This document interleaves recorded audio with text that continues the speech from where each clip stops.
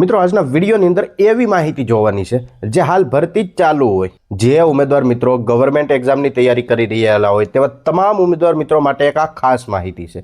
વાત કરીએ તો અત્યારે જુદા જુદા ડિપાર્ટમેન્ટની અંદર કુલ ઘણી બધી જગ્યાઓ પર ભરતી ચાલુ છે, તેમની સંપૂર્ણ વિગત અત્યારે તમે સ્ક્રીન ઉપર જોઈ શકો છો।